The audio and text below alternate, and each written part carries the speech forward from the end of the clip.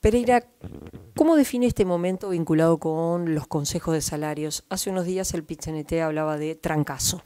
Y es un trancazo, es un momento crítico donde las tres partes deberíamos poder reflexionar por el conflicto, por encima del conflicto que estamos atravesando para buscar fórmulas de solución. Desde que yo me conozco, el peor conflicto o el más duro se resolvió siempre en una mesa parecida a esta, redonda, triangular, pero donde las partes empiezan a intercambiar, a buscar fórmulas intermedias, a encontrar caminos de entendimiento, hasta que por fin se encuentre una fórmula. Si las partes van con posiciones tan duras, tan herméticas, tan cerradas, la búsqueda del acuerdo se hace complejo, se hace difícil. Yo creo que estamos en esa circunstancia. El Poder Ejecutivo se ha parado en los lineamientos, lo que históricamente ha pasado, pero lo que no ha sido histórico es que históricamente, si había un acuerdo obrero-patronal, se trataba de ir hasta esa medida y homologarlo después o votarlo o abstenerse al menos. En este caso el Poder Ejecutivo ha tenido una posición mucho más rígida en cuanto a sus lineamientos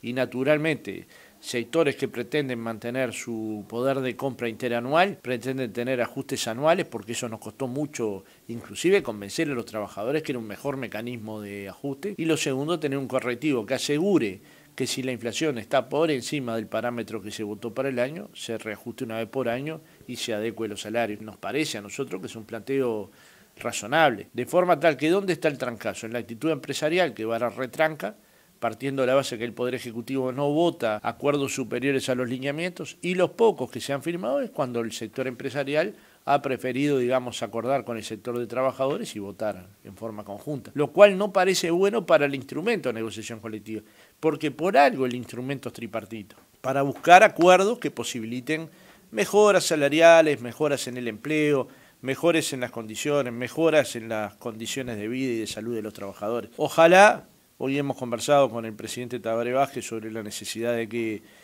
él de alguna manera intervenga para destrabar, nos comprometimos a entregarle una carta con aquellos consejos donde están más trabados y cuáles son las trabas, y él se comprometió a estudiarlo, lo cual es un síntoma positivo, porque parto de la base de que el presidente asuma esto como un tema a estudiar, es un tema muy positivo. ¿Cuáles son aquellos sectores que están más complicados para el acuerdo?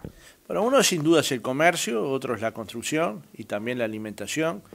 Y ahí la mayoría de los consejos están trabados porque, insisto, o se va a la pauta pura y como le llamamos acá pelada, no se permiten instrumentos que posibiliten mejorar esta o aquella condición, o el ajuste, o el volumen del ajuste, o el correctivo, el periódico, o el ajuste anual.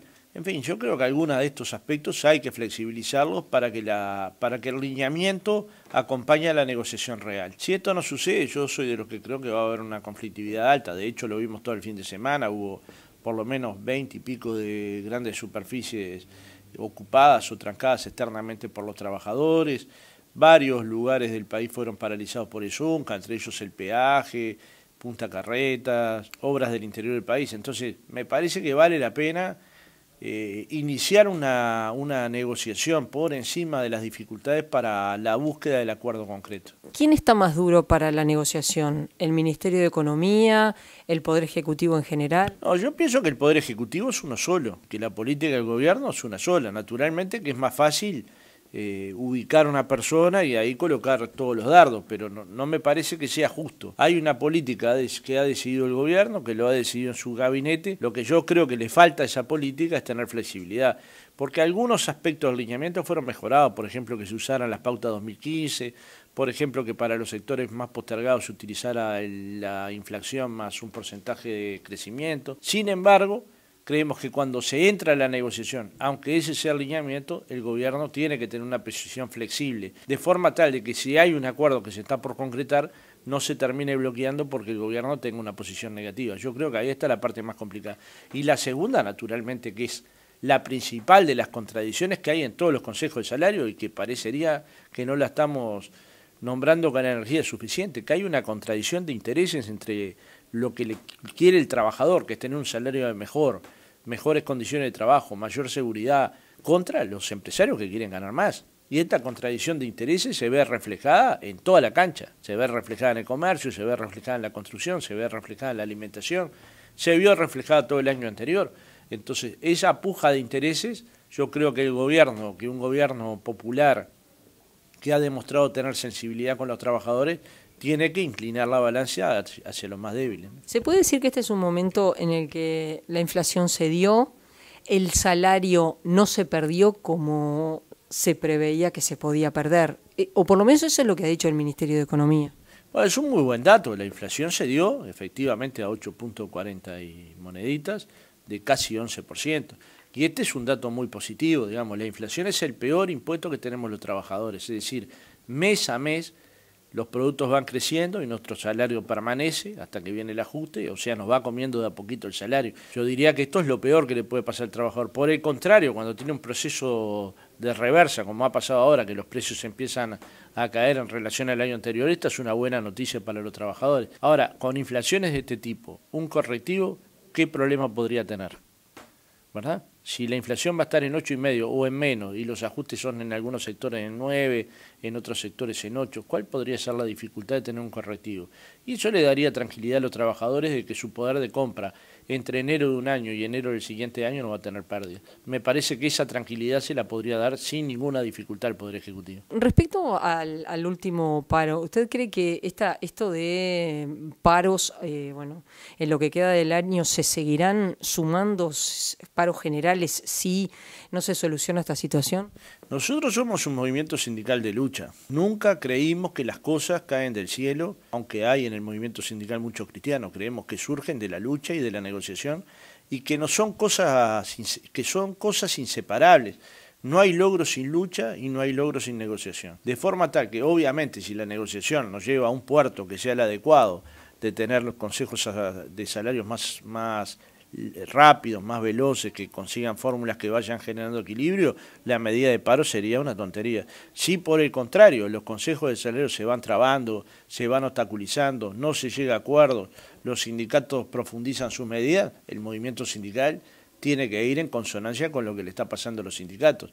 Nosotros no somos simplemente la suma de los sindicatos, somos una convención que funciona con lógica de que si hay una barra que está luchando, los demás no podemos estar mirando. Tenemos que participar de una u otra forma, ¿no? Respecto al apoyo y al cierre de la expresidenta de Brasil, Dilma Rousseff, del acto del PIT-CNT, en el marco de la Jornada por la Democracia y el Neoliberalismo, hubo críticas al PIT-CNT por parte, por ejemplo, de la oposición política, de entender que no debió subir una figura política a un acto de los trabajadores. Mire, dentro de poquitos días va a estar Juan Raúl dando una charla sobre Wilson y la CNT y en la cantidad de actos que Wilson habló entablado de la CNT. Esos mismos dirigentes políticos que estaban en el exilio, Wilson, Arimendi y tantos otros, ¿verdad? Y tantos otros dirigentes, hablaron en centenas de tribunas sindicales. ¿Qué hacían en esa tribuna? Denunciaban el golpe de Estado en Uruguay, denunciaban las personas que estaban siendo torturadas en Uruguay, denunciaban la desaparición masiva, y eso a nosotros nos parecía muy bien. Si hay un Estado que desde nuestro punto de vista está sufriendo un golpe parlamentario, ¿cómo quien está sufriendo ese golpe no la vamos a invitar a nuestra tribuna? Si nosotros hablamos en decenas de tribunas políticas, sindicales, sociales, precisamente denunciando lo que pasaba en Uruguay entre el 73 y el 85. Para nosotros es parte de nuestro internacionalismo proletario. Si entendemos que hay un golpe de Estado en un país, no nos escondemos, damos la cara.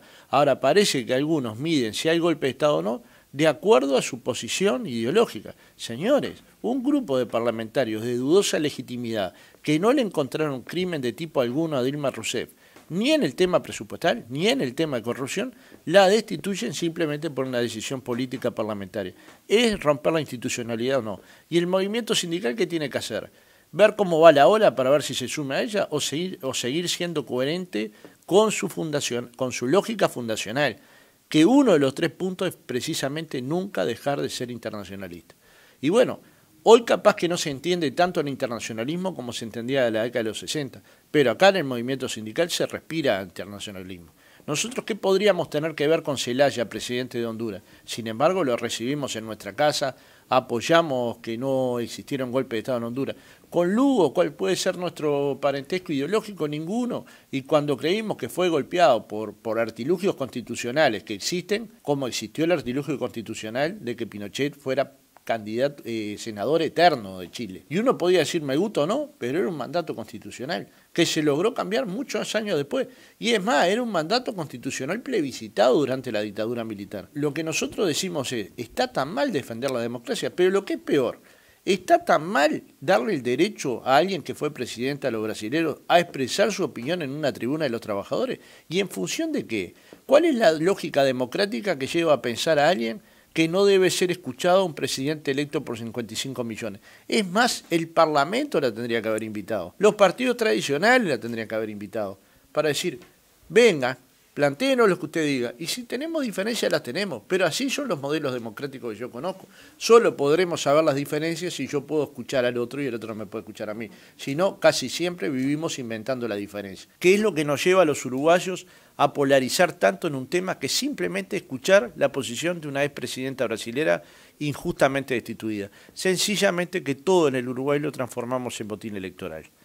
O ver si se daña un poquito la imagen del movimiento sindical, o si se le genera contradicción a la izquierda política y social, cuando en realidad lo que estamos haciendo es generar condiciones para que Dilma pudiera expresarse en libertad. Cuestionamos el nombramiento del ministro de Economía y cuestionamos el ajuste que hicieron en Brasil. Ahora, ¿eso hace que yo no la escuche más?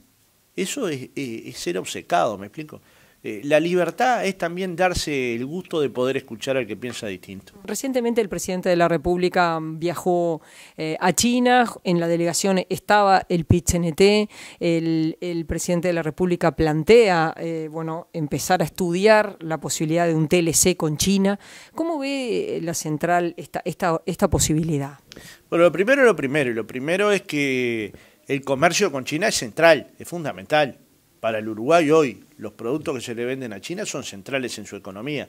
Perder de vista esto sería necio, es decir, tanto en lo comercial como en las posibles inversiones que los chinos puedan hacer en Uruguay, este es un aspecto central para el mundo del trabajo. Según lo que nos han transmitido nuestros compañeros Castellanos y Bermúdez que estuvieron presentes, el presidente en cada una de las reuniones que participó planteó la necesidad de que cada inversión significara trabajo uruguayo, genuino uruguayo.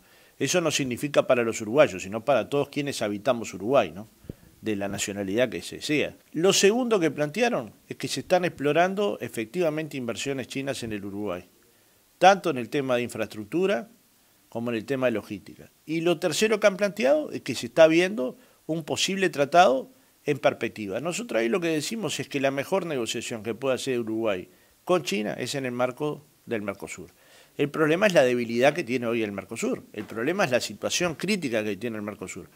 Ahora bien, nadie puede creer que el Uruguay se puede mudar de región, o sea que siempre vamos a ser vecinos de Brasil, de Argentina, de Paraguay, vamos a tener una importancia trascendente en el tema energético con Venezuela, de forma tal de que tratar de recomponer ese bloque regional es fundamental para insertarnos mejor en el mundo. Pero mientras tanto, es verdad que una de las riquezas que tiene el Uruguay es generar la mayor cantidad de mercados posibles para los productos que produce y en la medida de lo posible, como lo ha presentado el presidente Vázquez, que esos acuerdos comerciales signifiquen trabajo para los uruguayos. En esa dirección el movimiento sindical lo que no debe hacer es prejuzgar, ni decir sí sin conocer los contenidos, ni decir no sin conocer los contenidos.